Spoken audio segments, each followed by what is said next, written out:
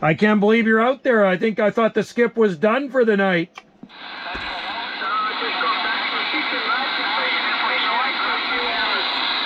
Well, we're waving at you, man, from out here on the Gulf Islands. Good to hear you in there. It's quite completely dead out there.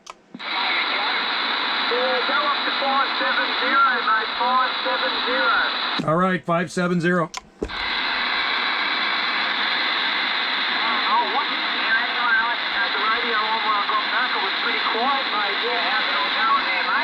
Pretty good. I mean, the skip is pretty much fading out. I got you about 1S unit here. It's late here in the evening, and usually all the skip is pretty much done by now. Yeah, local time here is probably nearly 1 p.m. in the afternoon, mate, I suppose, yeah. But yeah, it was a good session yesterday afternoon in Europe, and that's for us guys. The last two or three afternoons have been really good, so looking forward to some more this Saturday. Yeah, you betcha. That last transmission, you bounced up to 7S units, so that's a good thing. Yeah, we had a lot of Europe in there this morning, which was a good thing. Propagation has been pretty good, but yeah, I was just in the house. I came back out here, turned it on, went through the channels, completely dead on the band. So I figured I'd do one last call out there to the South Pacific, and you came out of nowhere. Yeah, no,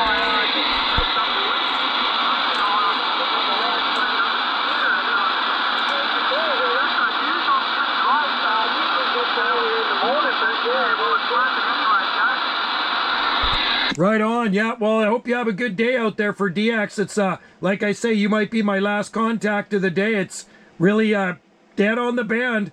There was a lot of skip coming in today, but it fades out pretty quick. Did you make some good contacts?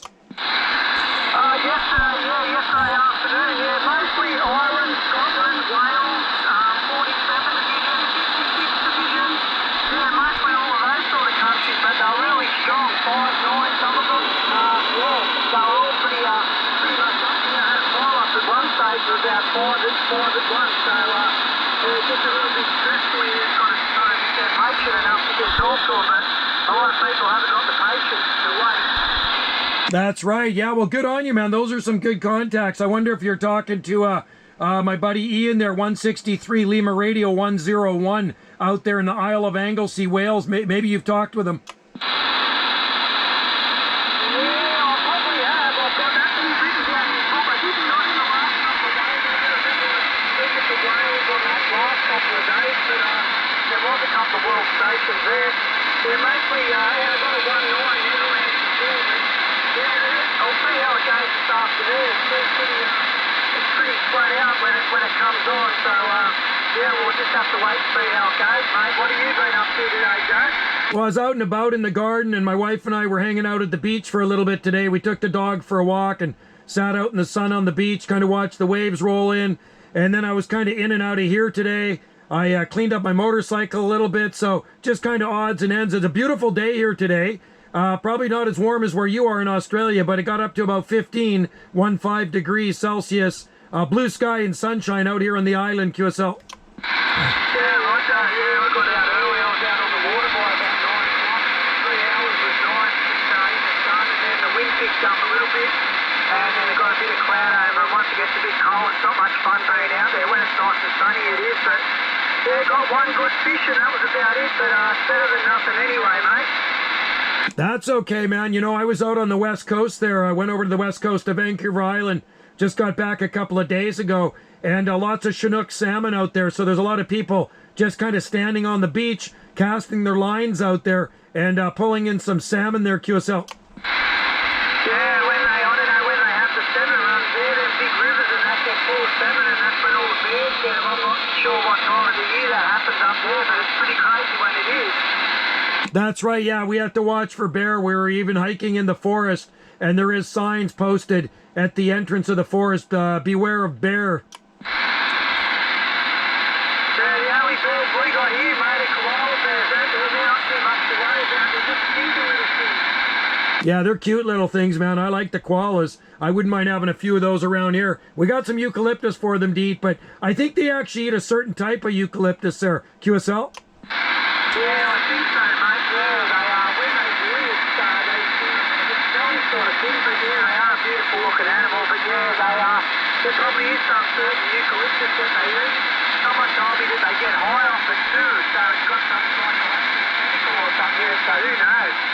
God, they must smell good if they're eating eucalyptus. I mean, eucalyptus smells great there, QSL. Yeah, most definitely, mate. Yeah, we use it in the washer. It's good to get stains out, a bit of eucalyptus oil, but yeah, it has got a beautiful smell to it. Absolutely. Some people put the leaves in their sauna too. We were selling bundles at the end of our driveway at our farm stand. My wife would bundle them up, sell them for about $4 a bundle, and people take them, put them in their shower, or they put them in their sauna. Yeah, I know. Fred out on the farm, he used to make eucalyptus oil out on his farm and boil them up and do that. But yeah, the smell is amazing. So I don't know how they work out to extract it out of there, whether they crush it right up and put some solvent or something to extract it. But yeah, it's a beautiful smell. Yeah, I think you have to some sort of still, like you have to distill it, kind of like lavender oil. We sold a bunch to a guy probably about 4 or 5 years ago, and that's what he was going to do, make eucalyptus oil out of it. And he bought a ton of it from us. But I love the smell of it. It's good stuff, man. They even put that in Vicks, like Hall's mentholyptus cough drops, and they use it medicinally as well. Yeah, it's good to put on your, when I was kids, I used to put it on your handkerchiefs and stuff and help you breathe and stuff. But yeah, it's got some good uses with it. But yeah, so we just have to wait and see how the conditions are going. Haven't you? You speak to me this morning, or it's been pretty quiet on your side? It's dead quiet here, man. Like, conditions are changing. It's starting to drop out of there a little bit, but I'm amazed you're even in there, man. Seriously, there is no skip in there at all. So I'm always surprised when somebody comes back to me, you know, like, seriously, I was only going to put one more call and then shut her down for the night, and then I'm going to turn my beam towards the North Pole for Europe tomorrow morning. Hopefully some will come in, and I kind of just get the antenna ready for tomorrow. I'll come in here maybe around 8:30 a.m., something like that, and see what we can pull in.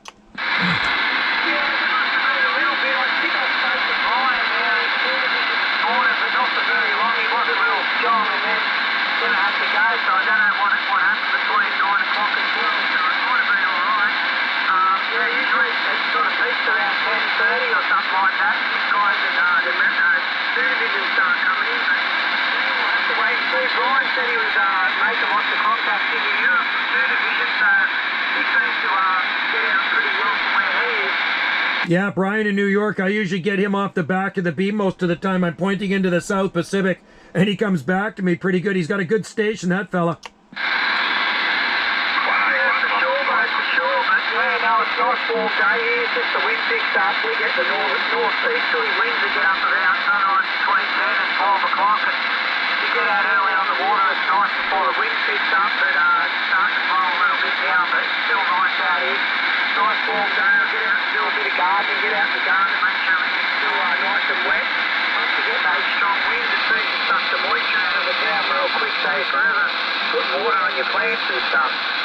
Yeah, that's what we need, a good rain. We definitely need a good rain. I think there's a station in there. One sec. Go ahead, station. 181, Joe. 43 Whiskey Charlie 181. Oh, well, there, 43 Whiskey Charlie 181. Good to hear you in there. Can you hear who I'm talking to out there? Yeah, I can just hear him on the back side of the roof on the day. The eucalyptus is also an excellent cleaning product. Yeah, right. I heard about that. It also heats our house very well, too.